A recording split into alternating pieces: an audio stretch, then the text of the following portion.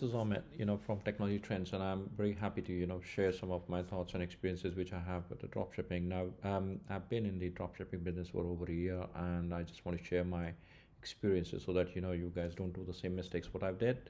So, now looking, dropshipping as a business looks very lucrative, isn't it? Like, you don't have to really look at your inventory to be hosted somewhere, and you are really looking at something which you need to really easygoing, where you just spend the money on the products which you don't own, and it's just that you take the product from XYZ markets, maybe from China, maybe from XYZ places, and then you just put your margin on it, and then just sell it, and it's just easily you can sell it in all these social media places like Facebook, Pinterest, and Amazon, etc. First of all, you have to really understand why it's not going to work. The reason being is that the products which you are selling, imagine that they have hardly any margins.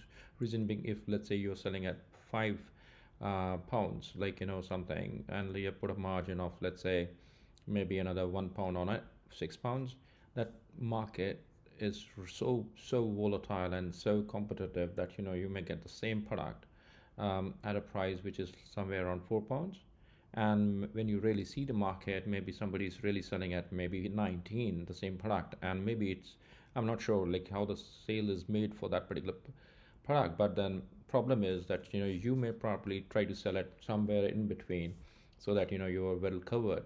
But really the scenario is not that. You really have to understand that where the market is, who's going to buy, who are the users, which demography you're actually selling, what time you're selling, and why somebody will buy your product. These are the questions which you need to really think about before you really start selling. So that is point number one. The point number two, excuse me, it's basically the delivery timelines. And on the delivery timelines is just mind-boggling. Like it might go up to 2 weeks to maybe around 4 weeks, or maybe 6 weeks, and then you don't know really that the product which is going to be received by that time. Now, the today's scenario, and in today's scenario, like if you see Amazon, they just do this delivery the next day, and the products at a similar cost. Like so why somebody would buy from you? So another second question is, now third question is, like when you talk about it, why somebody will buy from you? Do you have a brand? No. But the quality normally I've seen in these kind of products is really not that great. I mean, it's kind of a bad quality. So I would say that bad quality plus no brand actually is no loyalty to the customer, right? So that is how it goes in the formula. So you really have to really see that how and why a product, and who is going to buy your product. And also, like the ad cost, if you think of that, probably I may run some ads, and I may try to loop in Google, Pinterest, and probably Amazon to do the ads. Yes, you have to add some more money to it.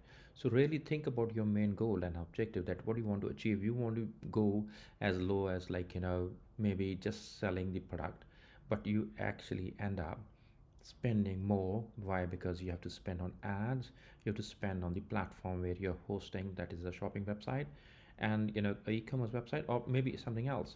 So you really have to see all those scenarios before you really make your mind for the drop shipping. Another thing which I say that it's not a very favorite thing to do when you actually connect with the payment gateway solutions like PayPal or Stripe, etc. I mean, sometimes they reject your application because they don't like the quality of the products, and they'll say that it's a poor quality website, or they don't trust you actually.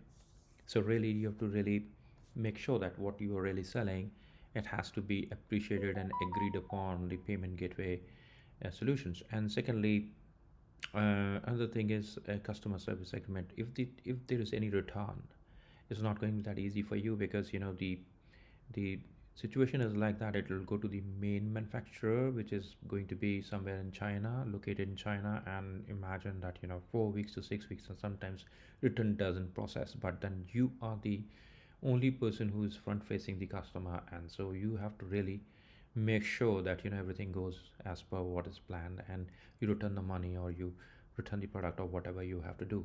So it's really a nightmare. It's a customer service nightmare, I would say that you have to really see.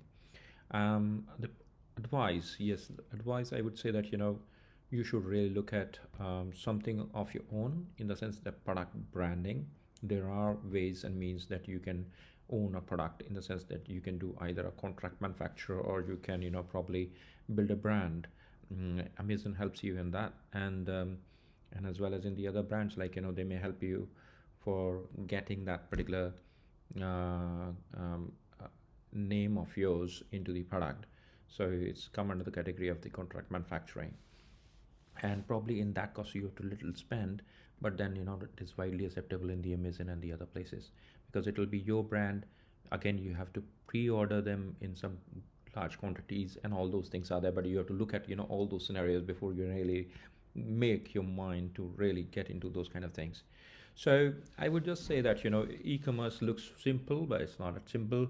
Competition is pretty huge, and you really have to, if you really want to make a mark, I think, uh, go with your own branding, or go contract manufacturing with a logo of your own, and that really makes sense in the e-commerce business. Thank you.